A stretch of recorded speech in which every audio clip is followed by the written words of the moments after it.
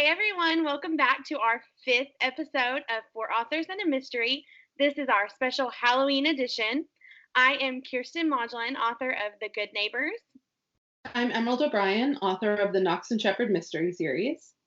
I'm Laurèn Lee, author of When Houses Burn. And I'm Renee, author of The Collie Files. And we've got a little trick up our sleeves. That's better. We love Halloween so much, we had to dress up just for you. So as you can see, I am a scarecrow. I'm a vampire. I want to suck your blood. I'm a Buffalo Bills football player. Woo woo! And I am a bunny that came back from the pet cemetery, which is a little bit of a hint as to what we're doing in this episode and what we're talking about.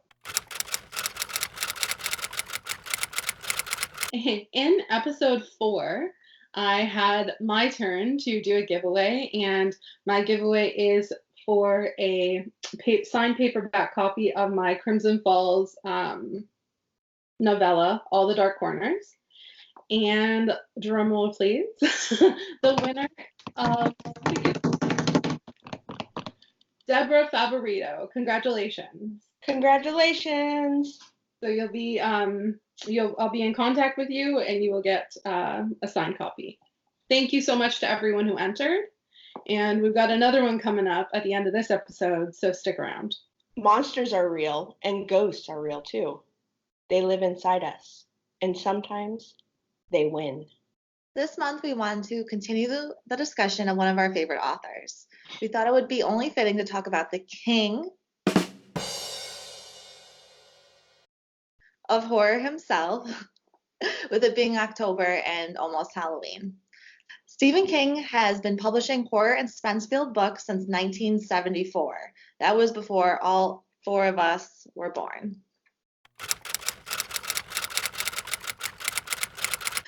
So the first Stephen King book I ever read was The Shining, and I was either 12 or 13, I can't really remember.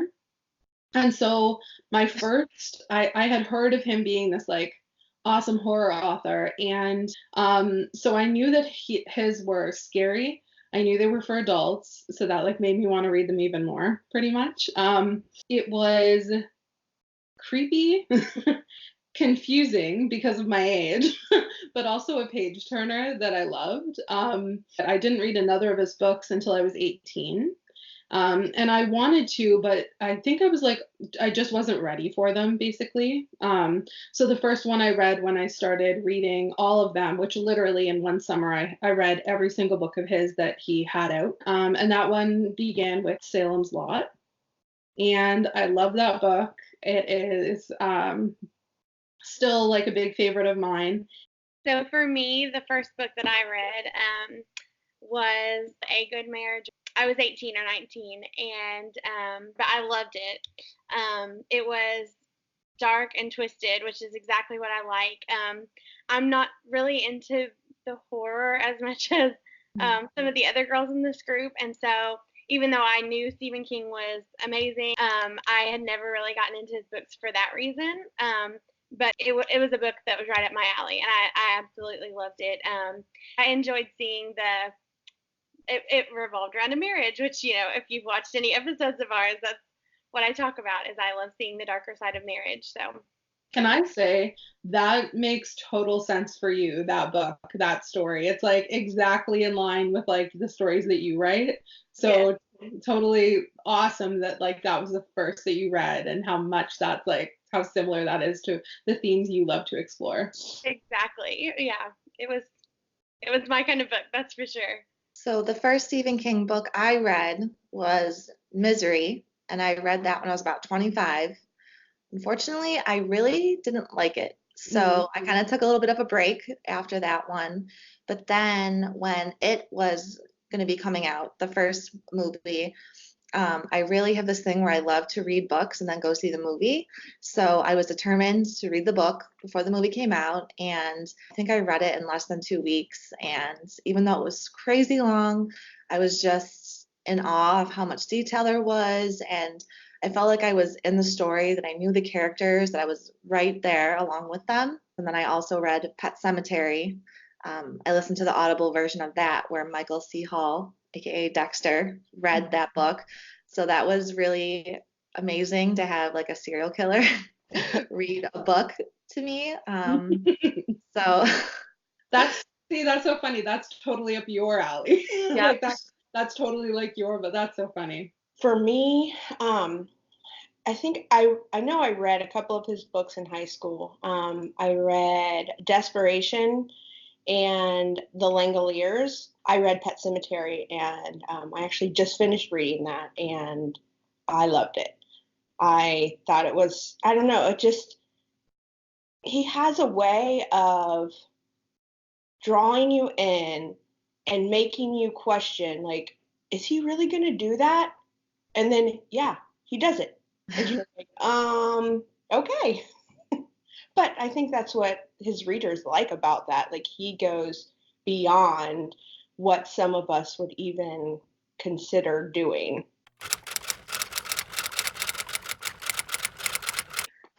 So as I mentioned, I read Pet Sematary, or listened to it rather, and for some strange reason, I was really interested in watching the original movie before the new one came out. I knew it was a little bit dated, and some of those older horror movies can be a little cheesy, but I really wanted to watch it, and it was really cool to see the characters that I just read/listened to come to life. The ending was a little funny. The effects and stuff like that were a little bit funny to watch, but it still was really cool to see the characters come to life. So that Pet Sematary, the original, was the first Stephen King movie I watched. Even though I didn't read his books until I was 18 or 19, I watched his first movie when I was probably 12 or 13. I don't remember which one it was. It was either Carrie or Pet Sematary. I watched them both probably within a week of each other. And they were both absolutely terrifying to a 12 or 13-year-old. But being around, I wasn't obviously Carrie's age in the movie, but being around that age and knowing, like, understanding all of the, like, things you go through as a teenager, like, I could really relate to that character in certain levels. And I just see that scene in the locker room.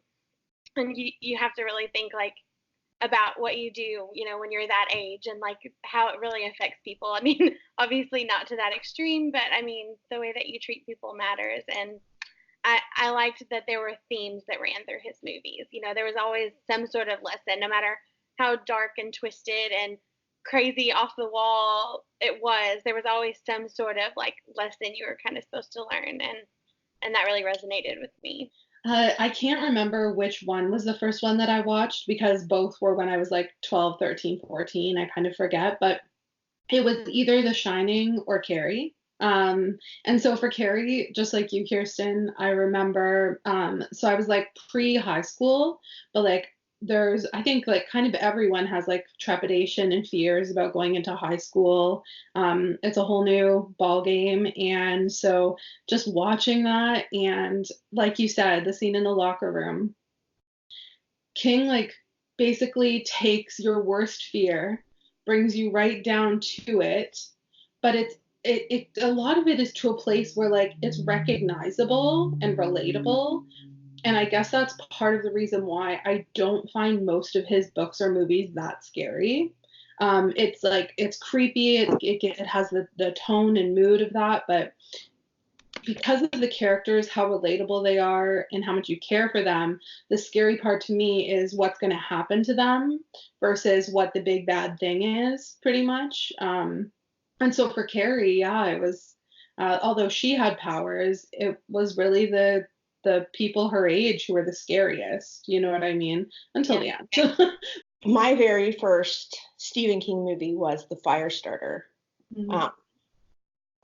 I don't remember how old I was. I think I was under 10 or maybe right around 10. Well, I don't know if my parents didn't realize it was like a scary movie or what, but we watched it, and I don't remember being like really scared. I mean, a little girl who could set fires. And honestly, I didn't even realize that it was a Stephen King. Like, I remember watching it. At the time, I didn't even know who Stephen King was. Mm-hmm. And I didn't even put two and two together But as I was researching for this video, I was like, oh my God, like I had no idea that was even a Stephen King movie. So my favorite book, which I think I see back there on Emerald's shelf, is Under the Dome. Mm. I think that was the second book that I read of his.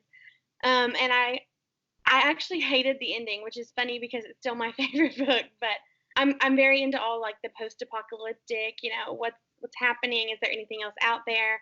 Mhm. I love that sort of thing. And so that book was it was just so interesting to me. I loved reading through it and just trying to like figure out what's happening. And there's so many theories because it's just such an off the wall concept. And like I said, I wasn't a huge fan of the ending. I wish that what the cause would have been something different, but it's still my favorite. And then my favorite movie is just here recently. I have watched 1922 and Gerald's Game on Netflix. And Gerald's Game is my second favorite book. I love that book. So I think Gerald's Game is my favorite movie. It was terrifying to me. I'm kind of a baby about like horror stuff. I like the suspense, but I don't know, horror just freaks me out. And so I was watching it the other night. Actually, everyone in my house was asleep, and I was sitting up watching it. And like I swear, my heart was pounding. And I read the book. Like I mean, I knew what was going on. I knew what was happening, but that was a terrifying movie. But I really enjoyed it. And the two actors that were in it are favorites of mine anyway. So it was really interesting. But So good. so good. Oh my gosh. It's really well done, really well produced, great acting, like Kiersten said. And yes, that end part of the story did actually scare me. There are some parts that scare me. Yeah. I think I liked listening to Pet Sematary a little bit more, and I loved both it and Pet Sematary, but like I said, having Michael C. Hall read to me, that made the experience like just really amazing. So if I had to pick favorite book, it would definitely be Pet Sematary. But I did like the It movie so much better. The acting was great. The boy from Stranger Things is in it, and I love him. And just like the humor in that, like the little kids, their little comments to each other and the maturity of that. I really loved that movie. So yeah, but I really loved listening to Pet Sematary, and just like I kind of had an idea of where the story was going, but not knowing what was going to happen, and just the crazy anguish and horror of everything that was unraveling throughout that story. I just would listen and I would be almost jealous, like, he's such a good writer. Will I ever have this kind of feeling on someone else where they're just listening or reading and just going, oh my gosh, like, is this really happening? Like, where is this going? So that was a really amazing experience. And I hope someday someone out there reading my book is like feeling the same thing that I did. I just want to add in there, I feel like have we all read On Writing by Stephen King? Yep. Yes. I have not. Rachel, get on it. It's really, really good.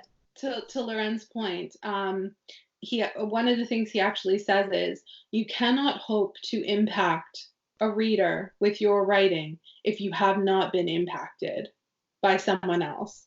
And so because you've got the hope. Yeah. Yep, I loved that book too. Just learning more about him and how hard he struggled to become a writer, and the personal hardships that he faced, and not even remembering a whole book that he wrote.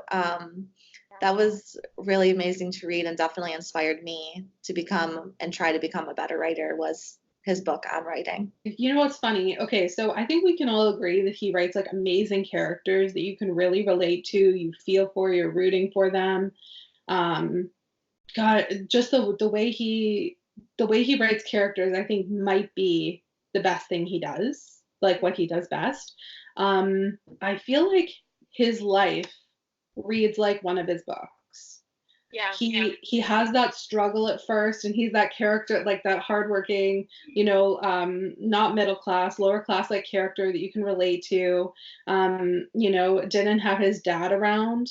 They didn't have a lot of money when he was young. he was like with his friend who got hit by a freight train, and he didn't remember it, so he might not have been there, but there was a whole thing about that. Then it's like this big come up, his writing after all his hard work, obviously his addictions.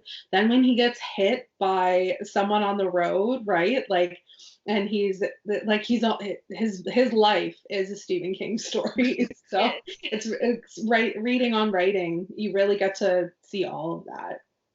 So my favorite, okay, so I'll start with favorite of his movies because the list is shorter.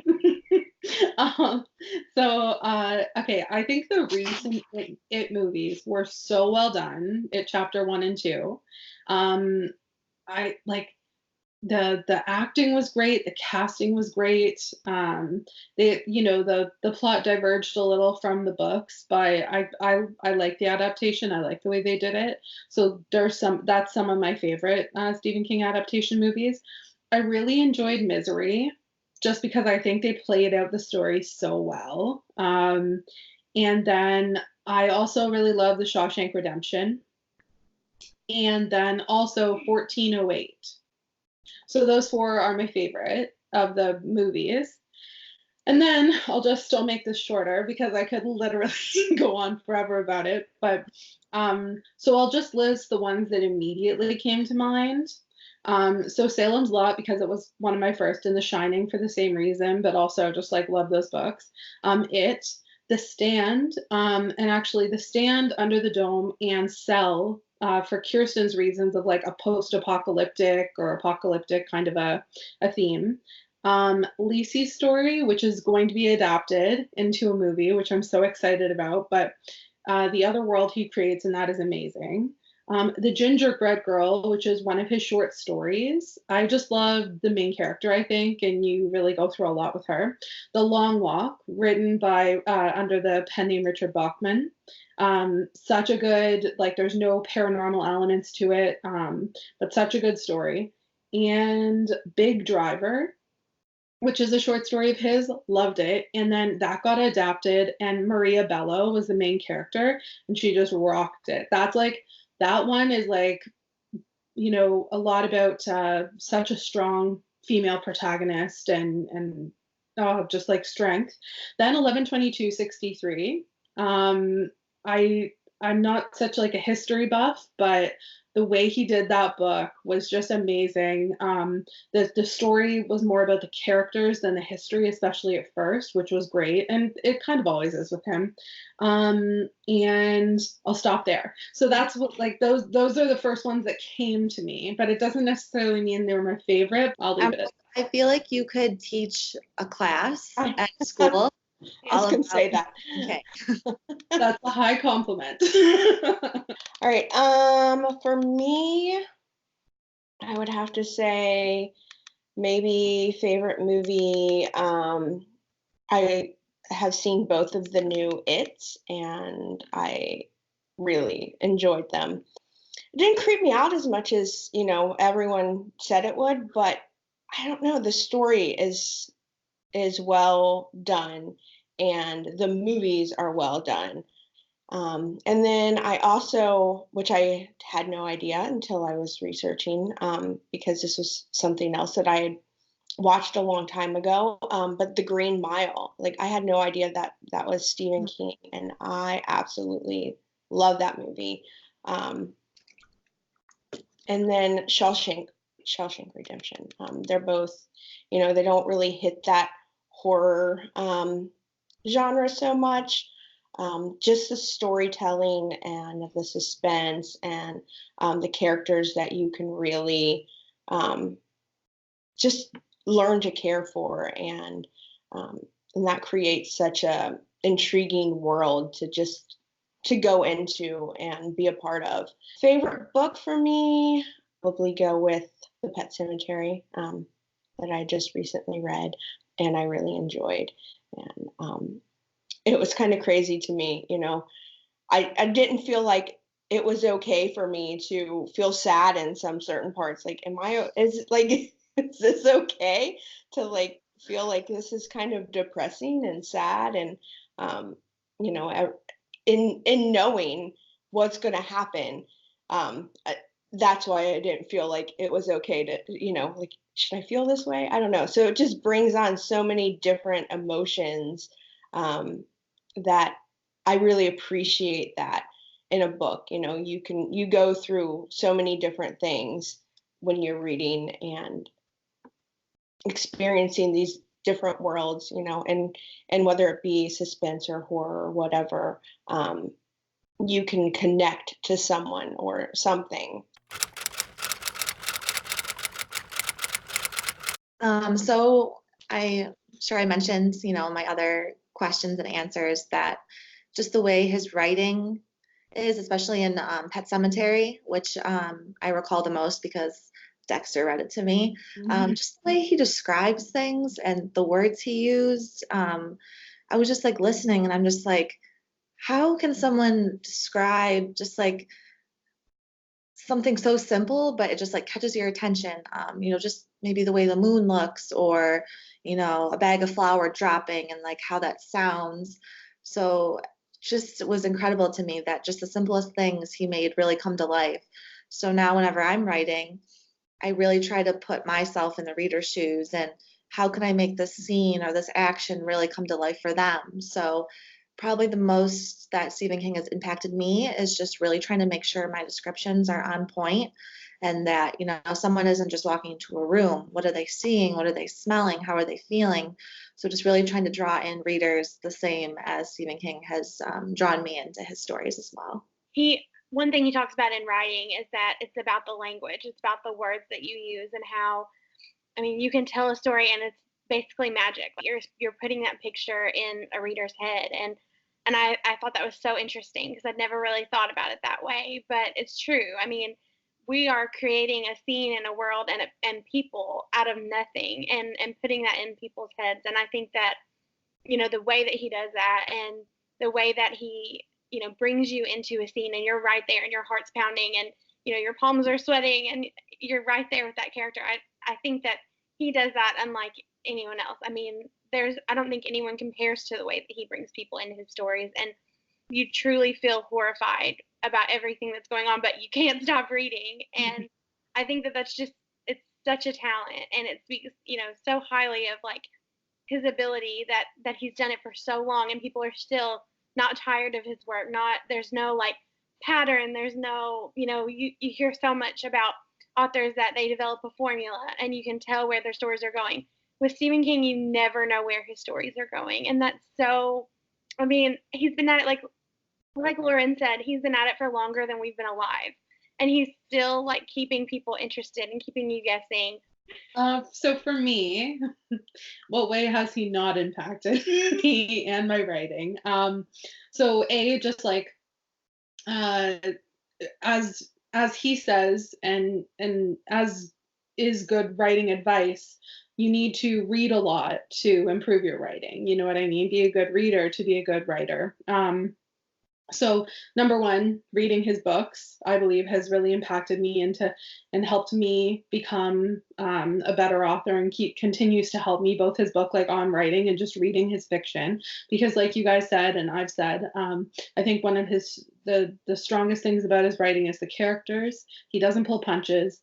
He wants to write about the truth, whether it's, dark, disgusting, degrading, some of the darkest parts of humanity he touches on. And then as a person, he has impacted my writing, because some of my writing goals are to help people, both through my story and like the different misbeliefs broken, or the lessons learned, or the themes explored. But also he is a part of so many like humanitarian efforts, and donates to so many different places, speaks for so many different places. So I find that very admirable, and that impacts that. And then also to readers, to your points, like how I think about my reader and what I want for them and what I hope I'm getting across to them, and how he treats his readers. Like his readers are constant readers. That's what he calls them. So I'm a constant reader, and it was kind of part of like how I developed a little saying for my readers, calling them my true blue readers, because it just means loyal, you know, it means like they're sticking around. And I think out of any readership, he has the most loyal one out of anyone I know. And I think that just speaks to the story he delivers, the characters he deliver, how invested in the story you get. And just it says so much about his writing that like I aspire to be. And even if I never get that far, I enjoy it so much, and I know that it makes me better as a writer because of it. For me, as a writer, I'm constantly learning. I'm learning new things. I write a book, I learn something new as I'm writing, as I'm having it edited, and as I'm reading other people's works. So starting like at the beginning of my career, you know, through now, I have changed styles and techniques, and you know, I feel like most of us have changed a little bit since that very beginning book. And you know, recently picking up Stephen King again and just delving into his worlds, and just I don't, sometimes when I'm reading and people write description, or even when I'm writing description, I feel like it's overdone a little bit. And but when I was reading his books recently, I was taking some notes on how well it just flows, and it just pulls you in and makes you feel like you're right there. And you know, how can I create that same feeling in what I'm doing? And so like going back to, you know, what I've done in the past and looking at that again, and okay, like how can I bring a feeling into, you know, for my readers to be connected to my characters more, connected to the scene, where if they just close their eyes, they can picture exactly what's there, but it's not so overdone that people are skimming through. And I know for me, like when I'm reading, sometimes I feel like I do that. Like if it just gets kind of mundane, I'll kind of like skim past those descriptive parts. But as I was reading, and even though his books are so extremely long, I didn't feel like that at one point. Mine is quietest people have the loudest minds. Quiet people have the loudest minds. I think that's super true about most writers that I know. We're generally pretty quiet on the outside, but our minds are always working and observing. That's a good one. Mm-hmm. Anyone else? Yes. Okay, go ahead. Several. Okay, so Just one. No, I'm kidding. You guys need to like have one of those cane hook things that like pulls me off. Pulls you off? Yep. Or like a warning flash of like, you're going too far, you're going too long. Since I began my writing journey, I have had one of his quotes framed on my desk. And it is, hope is a good thing, maybe the best of things, and no good thing ever dies. That I just love that. And then in On Writing, he says, the scariest moment is always just before you start. And I really relate to that, because I have anxiety. And so sometimes you build things up in your mind so much that you work yourself up, you have all these expectations or fears, and then you realize that it's not that bad at all. And for writing, it gets bad. Like it's really hard, but I do think just before you start, things can seem really daunting. And so to just remember that that's probably going to be the real hardest part, you know. Also, I just love this quote from The Stand. No one can tell what goes on between the person you were and the person you become. And so, like, even we don't totally comprehend or digest all the experiences and people and places and things that have changed us. And in books, we try to show that. to the reader. We try to show that change, that evolution, that character arc, the growth or the decline. And so we try to show like that place from point A to point B. And I think that's what people love to see, because it's not always so tangible, understandable, or recognizable in person, like especially to us. And it's that whole thing of like, everybody's fighting a battle that you know nothing about kind of thing. You don't know how that person came to be from what they were to how they are. And it's just, I think it's fascinating to try to understand that, but also it's sad that we never really will. My hope quote is more for my hope, but that's more like just coming to grips with harsh realities. You've got to have that mixture of both. I have one. I wrote it down because I'm terrible at remembering these things. And plus, I just want to make sure it's correct. Anyway, as a writer, one of the things I've always been interested in doing is actually invading your comfort space, because that's what we're supposed to do. Get under your skin and make you react. And I feel like, that encompasses like everything that we try to do. And when I read that by him, I had to write it down, because I was like, it's so perfect. Like it does. Like that's, as mystery suspense writers, that's what we're trying to do. We're trying to get a reaction from our readers. And that's something that he does very, very well. All right, so I can't really follow up with an amazing quote as the other girls have done, but one that I have heard over and over, and one that I can really appreciate is get busy living or get busy dying. So that just means to me that, if you're not going to take chances in life and, go out there, do what you love, you might as well just, I guess, get busy dying. So, if you're really not going to live, then, what are you really doing in life? So something like that's really stood out to me. And I know my boyfriend will appreciate that quote, because that's one of his favorites as well. Could this episode be any better?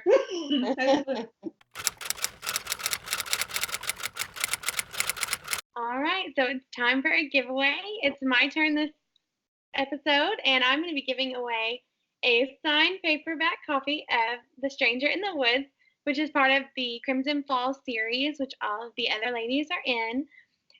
To enter, all you need to do is subscribe to our channel, and then tag a friend in the post from our new For Authors Facebook page. You'll find a link to that in the description, but you can also find it on each of our individual pages. So good luck. Good luck. Good luck. Thank you everyone for joining us. We really appreciate you watching, and we had a lot of fun for our Halloween episode. And we would love for you to share with us your favorite Stephen King book or movie in the comments below. Also, be sure to subscribe in the comments below, like the video, give us a like. And don't forget to enter the giveaway. We love hearing from you guys, whether it's on our social media, and you'll find that on the links below, our new Facebook page, or just by commenting, and we would love to talk with you. Thanks again for joining us, and we hope you have a safe and happy Halloween. Bye. Bye. Happy Halloween.